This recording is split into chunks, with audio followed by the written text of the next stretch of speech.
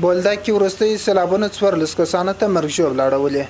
د کندهار ولایتي مسؤلین وایي د کندهار په سپین بولدک کې وروستي سیلابونو 9 کسان وژلي او 9 تنه نور یې ژوبل کړي دي د کندهار د اقتصاد رئیس ملا عبدالسلام بریالي وایي بولدک ولسوالۍ کې وروستي سیلابونو د ځاني زیانونو ترڅنګ سخت مالی زیانونه هم اړولي دي د ښاغلي بریالي په وینا یادو سیلابونو 1412 کورونه بشپړ له منځه وړي او 2816 نور کورونه یادو سیلابونو تخریب کړي دي. دلته موږ د بولدک په ولسوالۍ کې تقریبا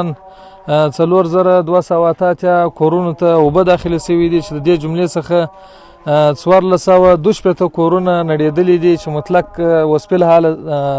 سرپناه ته اړتیا لري او دا رقم 1182 کورونه دا رقم دي چې مکمل سامانونه تخریب شوي دي او کورو ته اوبه ننوتلي دي او په حال چې د خونې ولاړې دي دا هم د یو بل باران او یا د یو داسې باد چې هغه طوفاني باد وي د دې طاقت نه لري چې هغه دې ورته ودرېږي. د کندهار ولایت د اقتصاد رئیس ښاغلي بریالي وایي زیانونه ته په کتو باید له دې کورنۍ سره بیړنۍ مرستې وشي. د ښاغلي بریالي په وینا مرستندوی ادارې باید بولدک کې سیلاب ځپلي له پامه ونه غورځوي. زموږ پر ټولو ملي سوداګرو خیریه بنسټونو او غیر دولتي مؤسساتو غږ کوو ترڅو د بشر دوستۍ او انسان دوستۍ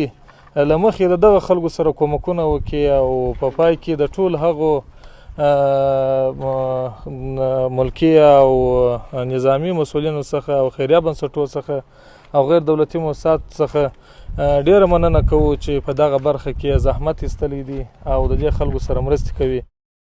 د وروستي سیلابونو له امله د کندهار ترڅنګ زابل، غزني، خوست، پکتیا او یو شمېر نورو سیمو کې هم ځاني او مالي زیانونه اوښتي او بیړنیو مرستو ته اړتیا لري.